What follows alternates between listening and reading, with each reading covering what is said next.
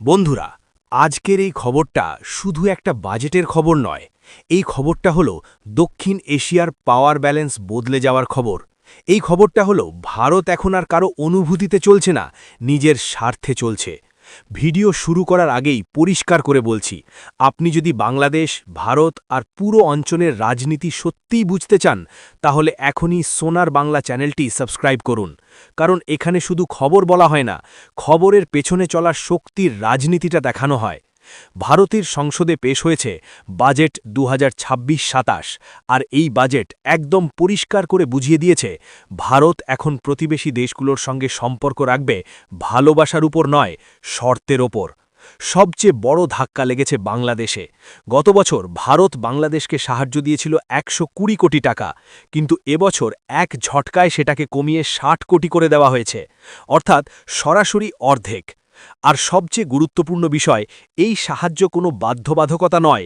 ভারত চাইলে দেবে, না চাইলে দেবে না, এটাই শক্তির ভাষা।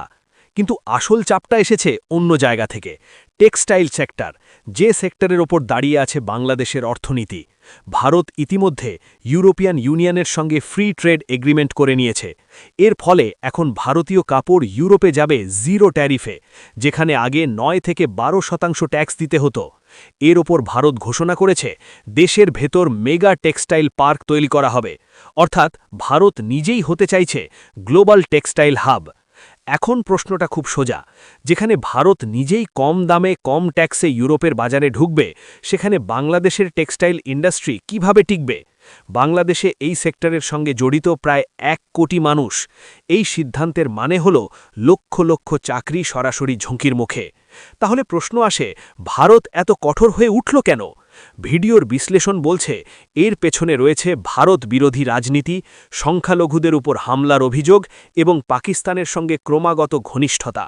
ভারত একদম স্পষ্ট করে দিয়েছে, যে দেশ ভারতের বিরুদ্ধে যাবে, ভারত তাকে আর বিশেষ সুবিধা দেবে না। এখন আসি সবচেয়ে চমকপ্রদ অংশে, যেখানে বাংলাদেশে কাটছাট, সেখানে আফগানিস্তানের তালিবানকে বাড়তি সাহায্য। ভারত আফগানিস্তানের জন্য সাহায্য 100 কোটি থেকে বাড়িয়ে 150 কোটি করেছে, সরাসরি 50 কোটি টাকা বাড়ানো হয়েছে। এটা কোনো মানবিকতার গল্প নয়, এটা পুরোপুরি স্ট্র্যাটেজি। ভারত জানে পাকিস্তানকে চাপে রাখতে হলে আফগানিস্তান খুবই গুরুত্বপূর্ণ। অন্য প্রতিবেশীদের দিকে তাকালেও ছবিটা পরিষ্কার। নেপাল ও শ্রীলঙ্কা 100 কোটি টাকা বেশি, মালদ্বীপ ও মিয়ানমার 50 কোটি করে কম, মরিশাস 550 কোটি টাকা, আগের চেয়ে বেশি। সব মিলিয়ে ভারতের বার্তাটা একদম স্পষ্ট, ভারত এখন বড় শক্তির মতো আচরণ করছে। বন্ধুত্ব থাকবে, কিন্তু শর্তের ওপর। এখন প্রশ্নটা আপনাদের জন্য, বাংলাদেশ কি নিজের কূটনৈতিক সিদ্ধান্তের ফল ভোগ করছে, নাকি ভারত ইচ্ছাকৃতভাবে চাপ বাড়াচ্ছে? আপনাদের মতামত কি? কমেন্টে অবশ্যই জানান।